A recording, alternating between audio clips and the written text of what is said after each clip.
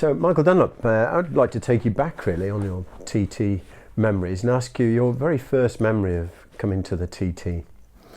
Yeah, well, probably my first TT was centenary year, so I came when it really started to get high with people, you know. And when I first arrived, obviously it was just a nobody just coming to the TT. And I suppose that year it was 2007 I came, so it was the 100 years anniversary. So obviously it was definitely that year it was plentiful. Now there was a lot of people, and it was actually a good time, you know. It was you could probably have more fun back then than you do now. It's a lot more serious now, where you have to be a bit more professional, but thankfully enough I get away without being professional too, so it works out alright. But back then it was it was something different, you know. The crowds were big, and it was just really strange when you just come to a normal road race. There's a big crowd, but they're all sectored out in wee small drips and drabs everywhere. The TT, everybody just seemed to fall in the one big massive place, so yeah, it was different. And how did you prepare for your first TT here?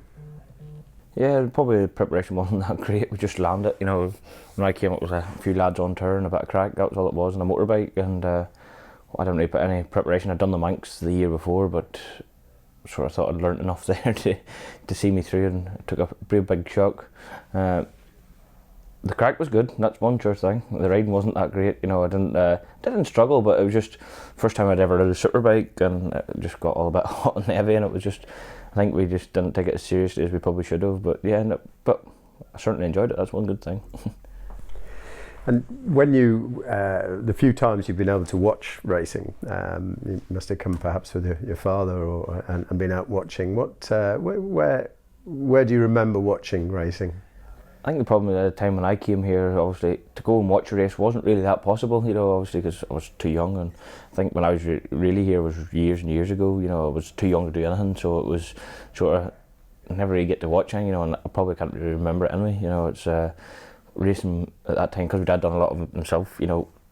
We didn't really attend. We tried to attend, but we didn't really, and whatever we did attend, we just hung around the van, you know. There wasn't really much going and watching. I have went and watched in different places and different areas, but when I was a bit older, you know, obviously I could just stand around, and maybe after a race or a practice or something, you went dandered off and watched somewhere. But I'd rather go somewhere a bit different instead of places where everybody is, because it's just so normal, you know. And I'd try and hide in the head somewhere where you can't, nobody will really go, but it's really good to watch, you know. There's a lot of places with Isle of Man, obviously, because there's 37 quarter mile, there's a bit of watching space, so we've always just dandered about and just picked random places, and don't really know the name of it, just picked a random place. I will go there and try it and watch it, and never go to the same place again. You just venture around and see as much as we can. Did your dad ever give you any particular pointers about the TT? When I came to the Manx Grand Prix, you know, Dad was real good at that time, because Dad was 125s, spent a lot of years in 125s, probably after his crash in 94. He could only ride really 125, so he spent his remaining years from 96, 7 onwards on 125s at the TT, so it was good that way, you know. He gave you the telltale signs of where to watch out and where the issues were.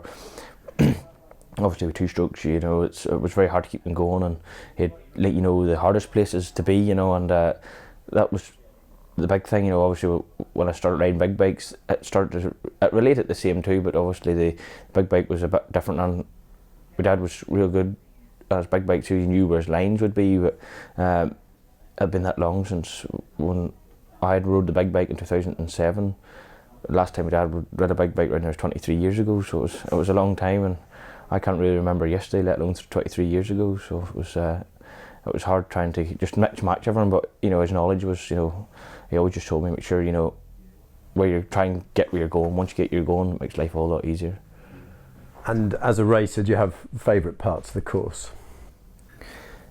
You probably do have favourite parts, but you know, TT for me is about everything, and it's got about everything. And you know, even the wee sticky stuff where it's not that, you know, wee slow stuff, you think, oh, well, it's real good to get there, you know what I mean? You spend half an hour or 10 minutes trying to get there, and you get there and it's like, it just gives you a chance to regroup again and go again. You know, there's lots of sections out there, so I'm not real good with names, but there's a lot of sections that I really like, but there's nowhere I really get to and say, oh, I don't like it here, you know. There's nowhere like that, you know. I've always enjoyed the whole circuit as a package, so there's not one place where, I know nearly everybody has a place where they go, that's what I love, that's what I like to be, but thankfully enough, I sort of like everywhere, you know. I've got a grasp of, you know, there's nowhere to get to and say, oh, I hate this section. I know there's a lot of people that say, oh, like Ginger Hall, they get to Ginger, I hate it from Ginger, you know, because it's that bumpy and bad. But you know, thankfully enough, I enjoy the whole thing. And do you get to looking at sector times and things like that, or just not really? People try and phase a bit on sector times, but you can only ride as hard as you can ride. You know what I mean? And looking at a sector time and being 5 seconds slower is not going to make you ride any harder. You know, you might want to push harder, but if you're not capable of doing it, you're not capable of doing it. You know, if on the day you felt that you ride as hard as you can, well, you know, there's nowhere else to hide. You know, there's looking at sector times not going to make you faster. And looking forward to this year. I mean, how's preparation gone? I mean, yeah, we've been real busy. Obviously, with a new bike, new challenge. So yeah, it's been good. Got to take a lot of work, obviously, but it's TT. It brings up challenges that you never face anywhere else. So you have to take a lot of them challenges by the neck when you get here. But until then, we'll try and prepare as best we can. And you've been happy with the testing so far? Yeah, testing's been good. Testing's real good. All my stuff's just starting to arrive now. We could really do with another test now, and that'll be in the plan process. But till now, it's just been using standard enough stuff. So now we start to move into what they call the kit parts and stuff like that. So everyone's looking pretty good now.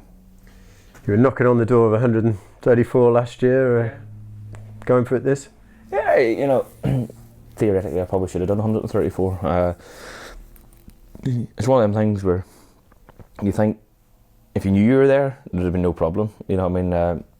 Because I caught up the time and I wasn't that far back and I was already up a load of seconds, and I just thought, you know, back off a bit. There's no need to push any harder, and I didn't. I just backed off. You know, I backed off that bit. Not that I lost any time. I just steadied my pace up and stopped pushing. You know, because obviously I knew how quick I was compared to everybody else. I think I lost it by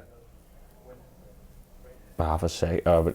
I was nothing, and it was going into the pits. You know, obviously if I'd have braked about another 50 yards later, you know, that'd have been it. But coming into the pits, I just had to make the point of, you know, not running on at stop box or, you know, running out too quick. So, you know, I was real steady that bit of a sector, and I remember coming in, the boy said, you just, you know, my Steve's the boss of the big bike, he just said, look, just calm down, you're going fast enough, don't go any harder. He says, you don't up your pace. And I was ready to up the pace again if I had to, and I didn't need to. So when I come in, they said they'd done 133.9. I was a bit sick about it because I knew, you know, obviously there was more there, but at the end of the day, breaking the sub 17 that was the big thing for me. Obviously I broke it on the Saturday's race, and I wanted to up the pace on Friday just to let them know I was able to, and obviously if I had to go again in the next 2 laps after the pits, I'd up the pace again,